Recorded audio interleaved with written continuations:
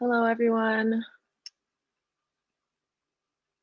My name's Sarah. I am a director of Harper's Gallery. I just want to welcome you guys to this conversation with Claire Colette. She's going to be joining us very shortly, but just as a quick introduction, Claire Colette is a French-born, California-based poet and visual artist whose practice explores themes of temporality, planes of consciousness, mysticism, math, universal order, systems of nature. Claire's interests in natural life, language, fantasy, and divinity come to life through her transcendental landscapes and reflect our never-ending relationship to fleeting time. So we are going to be talking about Claire's practice and a little bit more about the making of her solo show, Derealization, which is on view right now at our Los Angeles location on Melrose Avenue. And here's Claire. So please welcome Claire. Hi, how are you? Hi, Sarah. I'm good. How are you? I'm doing great. It's starting to get a little cold here, so I have a heater running, but that's not noisy. No, it's all good. Yeah, so I guess we'll just get right into it. Yeah. Yeah. Before we get really into the show and everything, I guess just to kind of start with a little bit of background. You were born in France, but you're in California now, and you've been there for quite a long time. You received your MFA from Mills College in Oakland. Could you give us a little bit of, I guess, background about the genesis of your painting style? I saw actually an Instagram story that you had a few days ago that did a little throwback to an early drawing. So it'd be kind of nice to hear more about that. Sure, yeah. In grad school, I was making mostly drawing. I painted a little, but I was mostly making large abstract drawings, really exploring themes of phenomenology and the sublime, and much like I'm doing now, using drawing as a way to sort of synthesize my reality and the information that I was taking in about the world into a sort of abstraction or a reductive practice. Actually, just so I guess the image that I had seen was a drawing. I think it was a pencil drawing, right? Yeah. Do you still start all of your paintings with a drawing like that, or? No, I do a lot of sketching now, and actually it's sort of getting looser and looser, where my sketches used to be really tight, and I would pretty much make the paintings almost exactly like the sketches. And now the sketches can be almost a scribble, or me just sort of mapping out some colors. Right.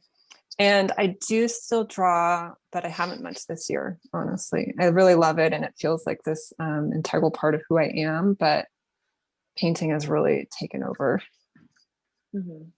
And I guess in the drawing practice, did that involve more of that geometry? Because I think some of your earlier works had a lot of really tight geometric forms, and I think a relationship to math that seems like it's kind of loosening up a little bit. Well, I was exploring themes that I think are still in my work of sort of reducing, it was interested in landscape already, but really these reductive practices of getting at the essence of something, and maybe a sort of energy or something flowing through everything. So I was making work kind of responding to that idea, and it wasn't the most fluid. It was very it was more like hardline. And slowly in the last few years, I started to introduce more sort of landscape that with undulating curves, and obviously all these planetary bodies that have been in my work now for a few years. So my practice is just kind of starting to get a little bit more fluid in that sense.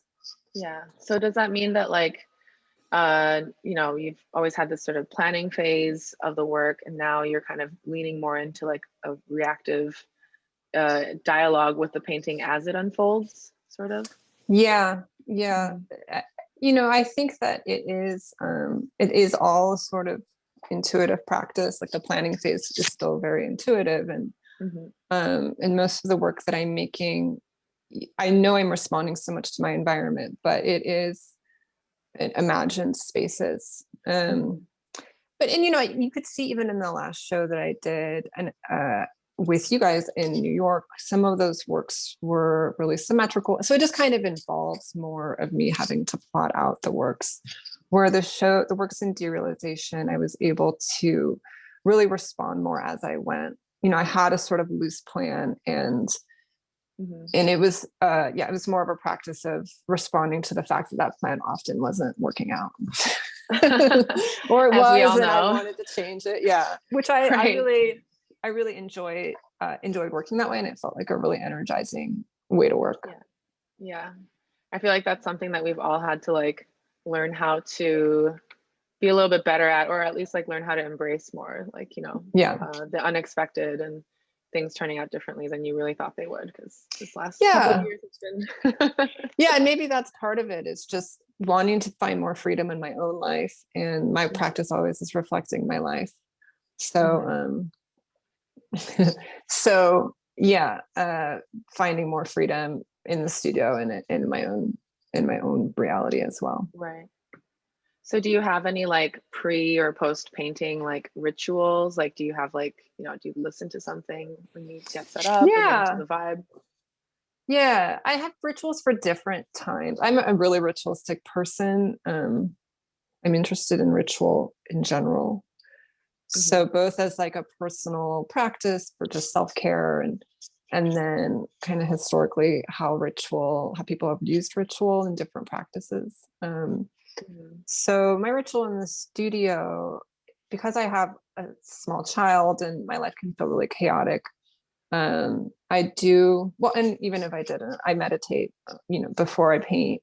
But I also like to move, and I exercise a lot, but that's not necessarily what I mean. Like, I tend to I'm just a busybody. So I tend to sort of flit around the studio for a while and like straighten up and listen to music, and I burn incense, and I kind of just, you know, and I meditate so I can kind of find my grounding. And that's just that's a daily sort of routine. And I have more elaborate kind of things I do once in a while in the studio, but that's my daily ritual. Is it like kind of case by case, like depending on the body of work, maybe? Yeah, well, a little bit. This body of work I felt was a little bit, you know, I was just kind of more energetic while making it for whatever reason. So everything was a little bit more, there was just more movement from me. Maybe it was going for a run in the mornings, or you know, even the music I was listening to was more upbeat. So do you think that actually like so is that something that like I could maybe as a viewer guess like which paintings had you a little bit more energetic than others, kind of based on like the color palette? Because, you know, well, it's funny because the work is really physical to make, especially the larger works. I mean, it's just kind of like they're the size of my body.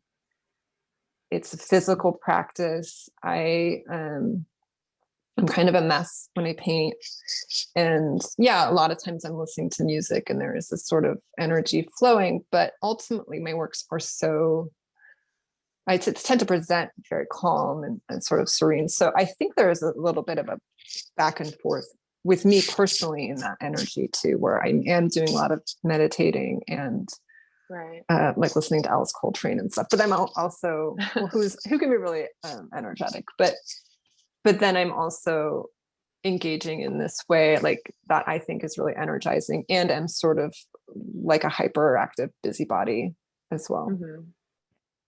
Yeah, so I mean, like the painting actually on the very left side of the screen right now, that's sort of one of the ones that I was thinking about when I thought like, oh, maybe that's one of the paintings you made after you went for a run in the morning, because it's like so much more saturated. Yeah, and the paintings take time, so you know, even though they can start with a type of energy, versus those which are very calm, they can start with a type of energy, and then, you know, I'm not necessarily maintaining that for the entire weeks that I'm making it, but yeah, I think that I think that my work has always been a reaction to external and my internal landscapes, and they do shift in that way. I mean, so you've actually been incorporating a lot of these like organic materials into the paintings for a while, but you know, you mentioned that you might burn some incense. Like, how do you actually end up incorporating all those materials, and like sort of how do you end up choosing them? And you know, what does it mean that they're being embedded into the surfaces or put into a frame around a work? Yeah, I started working this way a couple years ago when I was researching ritual, and I had been looking at different rituals across cultures. So I have looked at a lot of different Buddhist or Zen rituals with sort of like spirals. Like right now I'm looking at spirals and the sort of spiral stone structures that you see where people walk around and meditate. You can find them on a path. And I look at, because I'm French, so I look at Northern European traditions, which tend to be pagan, and there's some sort of witchcraft traditions of casting a circle, and there's all these sort of materials involved in those practices as far as like what they're burning or what they're offering up to the gods and whatnot. So I was looking at these things and looking at Tantra paintings and mandalas and other things like this. And I wanted to start to work in that way. I wanted to incorporate materials in my work. I just wanted to, you know, like I was seeing sculptors do that. And I felt like it was a way of sort of creating an intimacy with my paintings and an intimacy with the world, and the natural worlds. So I collect materials when I'm on walks. Now I have a beautiful garden with a lot of native plants. I collect a lot of materials from my garden. I collect things when I go places. Some of the resins, I have to buy those, obviously, but yeah. but that's the stuff that I'm also burning, and while I'm making the paintings. And when I start a painting, before I lay down any color, that's more of a ritualistic time where I'll like burn incense and mix everything up and mix the paint and put all these materials together, and then I'll lay it down. So yeah, it's been a practice that I've really enjoyed, and I think of it as a sort of a metaphorical practice, you know, also because I guess to me, I'm always sort of questioning like what makes a great painting, and what makes a resonant object, and what makes something powerful. And then obviously these materials have all these connotations, and people can really, and I think even just hearing about them it can be really evocative. It can be very sensual. Right. And I am wanting that sort of intimacy with the viewer and that sort of sensuality from the work. And also I think it was a way about maybe aligning myself with some positive forces, like asking, like, what would ritual be if our gods weren't vengeful, you know? Because I'm interested in mythology and the way that people have related to our realities and stuff. So yeah, I mean, there's something definitely like very universal, I think. I mean, just like the way that you're incorporating these natural materials, like, and some of the mark making almost like reminds me of like, you know, like some of the ancient like horse paintings that we found in caves, and like it also kind of makes me think about like land art almost, I guess, like the way you're dealing with that. Like one of the first things I thought about earlier when you were talking about this was the Agnes Stain's wheat field almost, sort of. And like actually a couple of the paintings that you have in the show really kind of allude to that kind of a feeling also.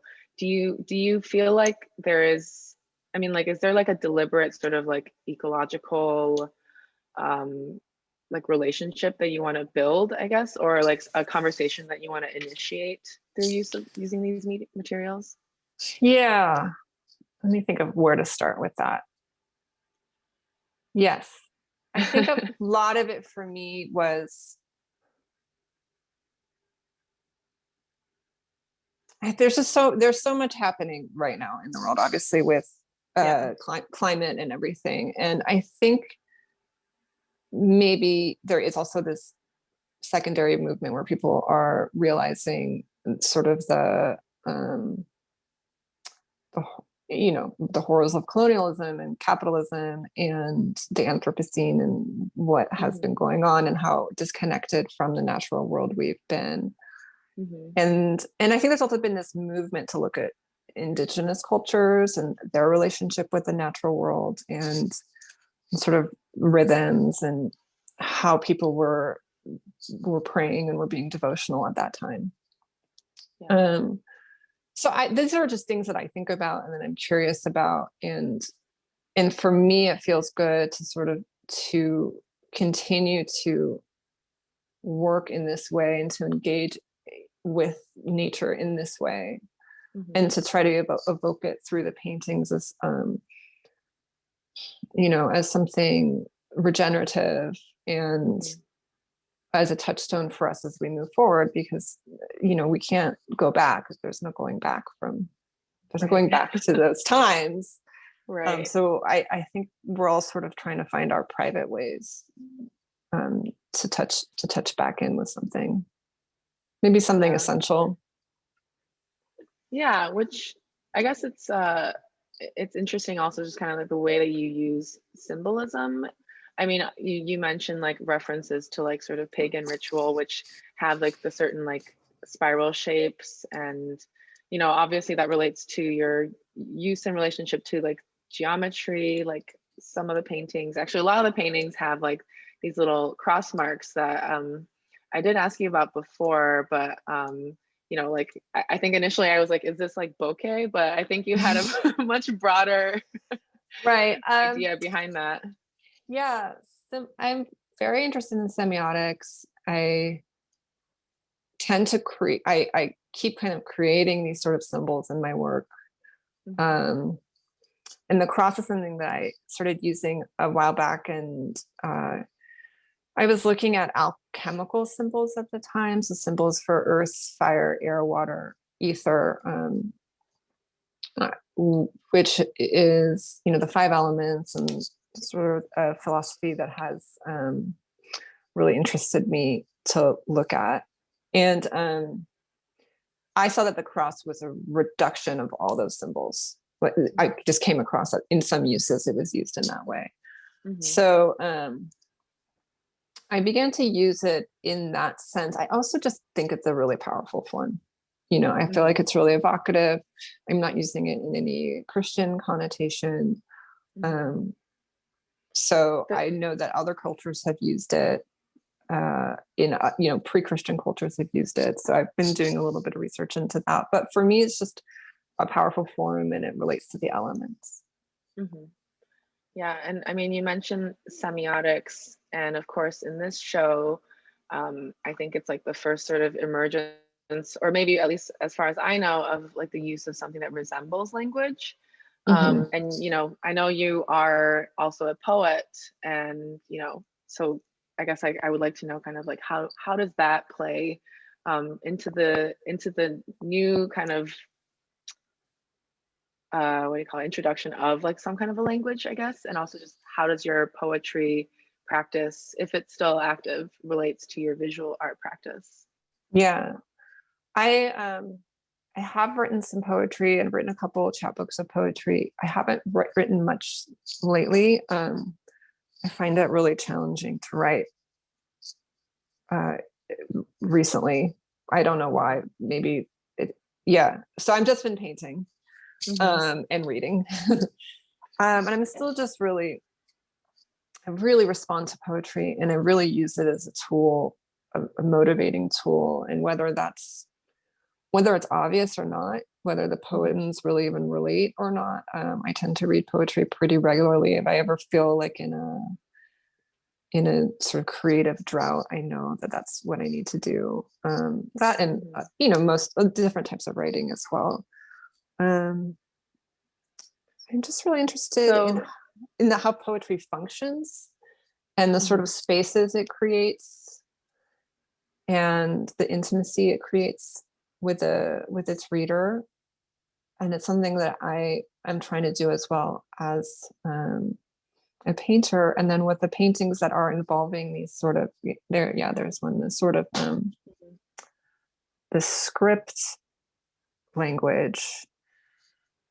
Um, Are they like drawn from like specific texts, or like do they mean anything? Like, is there like a code? yeah, yeah. So for me, it was a way of creating a form of mark making. So they're not a specific code. I haven't created an alphabet or anything, but I'm just creating a mark that resembles language. And I was thinking about sort of these devotional, like how people pray towards the sky and the history of sort of uh, different cultures' relationship to the sky and sky worship, and even, sun worship.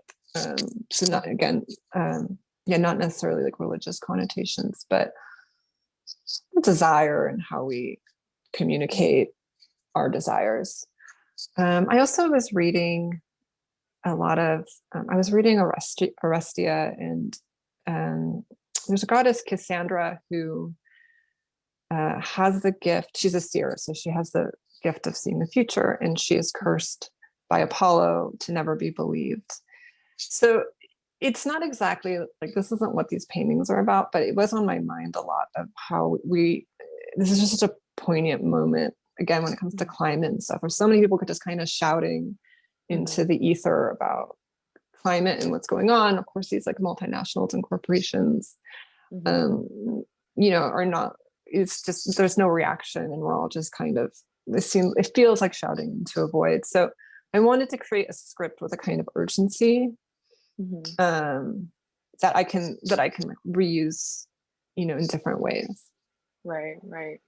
It's like, it's interesting that you use the word urgency, because it feels like when I saw the text or the resemblance of text in the paintings, it actually created like a moment of pause for me, because I wanted to, like, it really does like ask you to try almost and like decode it, or like try to like, figure out what it means for you, whether it's like I'm trying to read something or just trying to understand what that form really is, because it does depart so much from, some of the other marks that you've used before. And actually the painting that's up right now has also a lot of like these kind of vertical hash marks, I think, that feel a little bit more energetic and a little bit different also from the last show that we did together in September.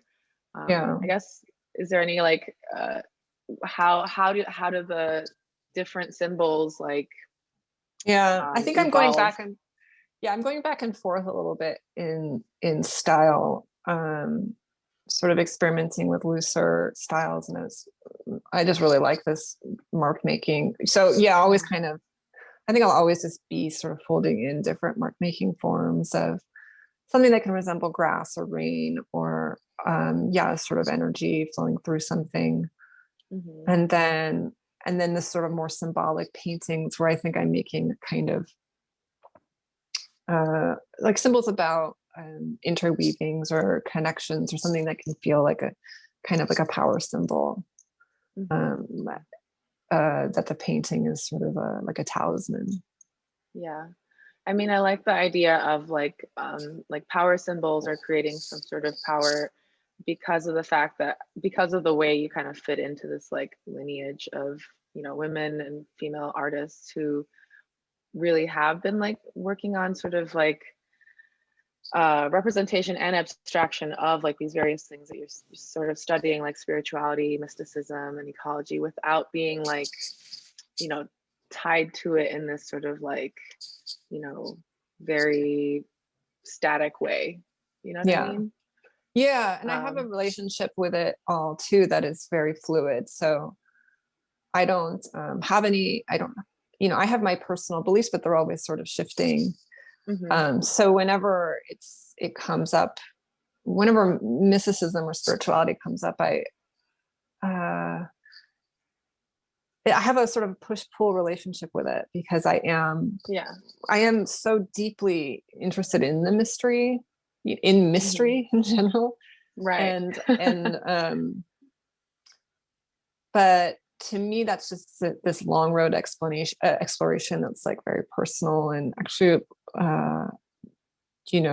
can involve so many things, sciences, as you said, feminism, poetry, ecology, right. as well as some like some spiritual writings and texts and stuff.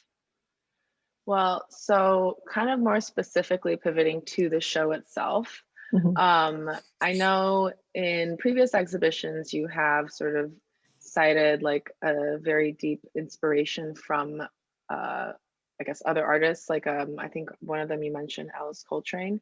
Is there someone that you were really inspired by or thinking about a lot when you were putting this show together? Yeah, I think I was looking at a lot of, I know I was looking at a lot of Joan Mitchell. I always have been looking at a lot of Via Salmons and Agnes Martin, and they're all artists that are creating types of landscape where there's not really a horizon line. So they're using paint in this way that it's filling up the canvas. And I think it creates a kind of macro micro effect. So yeah, and Atelit Non is someone that I'm always looking at as well, though that's a little bit different. But just formally, those were like artists that I was looking at and interested in how they used color and creating that sort of effect where you're not sure if you're looking from very close up or from very far away at something. Because a lot of what I want from the work is to create a sort of expansive, like bigger picture view of something.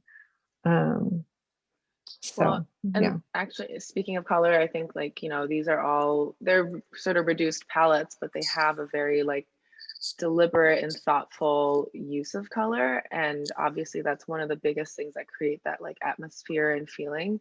Do you think that you would fit in as like a colorist in some way? I don't think I can say that. I think someone else has to say that about me. But it's something fun for me because I worked in a reduced palette for a really long time, and just to sort of work out other things, which was really effective. And just this show, I really have started to open up more to color, and it's been really, really fun, and definitely something that I also have a push-pull relationship with, because I am so drawn to the darker paintings, and you know, that sort of reduced thing. And it can be really challenging for me to step out of that. But I think I'll probably keep working in both ways. Yeah. Given that this show did actually have like such a broader range of like colors in general, was there like a sort of deliberate or like intentionality behind the groupings, I guess, or like the placement of various colors? Like I know there's one really beautiful pink painting at the very front of the gallery, and there's another set of smaller paintings that like relate to each other in color, and they almost feel like a diptych, but they're not, right? No, I did work in some groups, I think. Sometimes in pairs. I tend to work that way. I mean, this whole you know, this is all a body of work, and then there's sort of these different little sections within it. And with some of the larger like text paintings, I worked on those simultaneously, and I had sort of my mixed paints out and kept them around. And I tend to do that before a whole show, just kind of mix a lot of paint and start to reuse it. Yeah. So I guess one of my last questions before we let some other people ask questions, how did you come up with the title? Like, what is derealization? Yeah, it's like a psychological term for something that's not necessarily pleasant, but it can be kind of like an experience of being out of your body. I don't want to say an out of body experience, because I think that's maybe something else, like when you're meditating or something, but maybe just seeing things from a really, really like removed perspective. It is it can be a kind of uncomfortable feeling, but it's something I experience sometimes, where I can get these really broad picture views of reality. And I think the title is really about that. Like, maybe if we place ourselves in time, in this sort of deep time where we're in, if we can, you know, look at this moment in history and think about all the histories around us, and think about our relationship to the cosmos and the earth and ourselves. For me, that's something where I can start to I can like operate from that place much better if I think, oh my gosh, look at everything that's going on in the world, and it's only just this moment that, and so yeah, so it's something that I kind of go back and forth into as well, where it's like it can be really good, but you also want to make sure to be grounded, and that's why I think it's interesting in relationship to work that is so also engaged with this sort of plant life and things that are really like of the earth and solid. Well, so I mean, I feel like time in general has just like fully collapsed, but someone has asked here, where do they feel your practice is going to be heading next, even though everything is all happening at the same time? That last bit is me, so. Yeah. I don't know. It's always a surprise. I'm exploring, as I said, I'm kind of exploring these spiral forms right now, and incorporating kind of where I left off with this show. But it's really,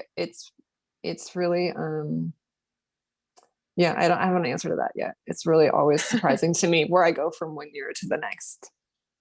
Well, I'm fine with that mystery because that's what we were talking about today. Yeah. So another question that this person asked, they would like to know, like, who are some emerging or contemporary artists, whether it's in Los Angeles or anywhere else, that you are really in love with or really interested in right now? Oh, I knew I would get asked this question. I have just such horrible name recall whenever I get asked about this. You get put on the spot and you're like, I don't know words. Yeah.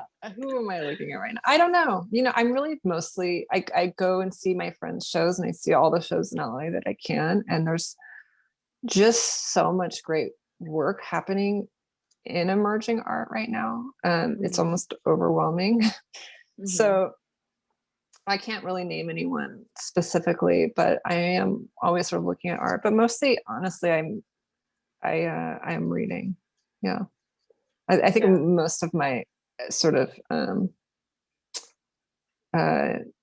inspiration comes from, like the visual culture, but also like the visual experience, it's like the visual experience of nature and everything. But it's from books. Yeah.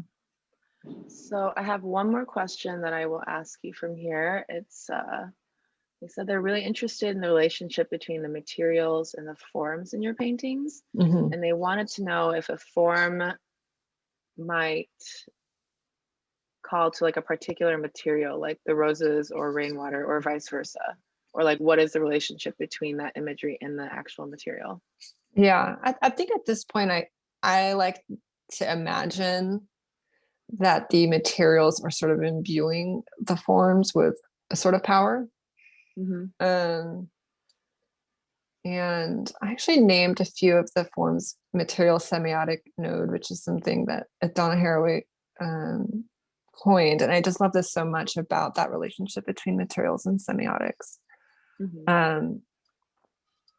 and how they're responding to each other. So it is something that I think about, and that I think I've been exploring since I started using these materials in general. Yeah. Right. I feel like a big theme is like this sort of like osmosis of like giving and taking, or pushing and pulling. So yeah, like the material and the symbolism sort of, Cool. Well, I think we're approaching 40 minutes of this call, so maybe we should start wrapping up. So the show Derealization is on view until the end of this week. So anybody who is able to make it, please do try to make it. Harper's LA is located at 8115 Melrose. Is there anything you want to add, Claire, or like? Nothing that I can think of, but yeah, thanks so much, Sarah. This has been great, and thanks for everyone for coming. Yeah. And I think we have a chat here where we've got a link for the exhibition. So if you can't make it, you can check it out online. Follow Claire on Instagram, check out the Harper's Instagram, and yeah, thank you so much for joining, Claire. Cool. And Thank everybody. you. Thanks again. All right. Thank you. Bye.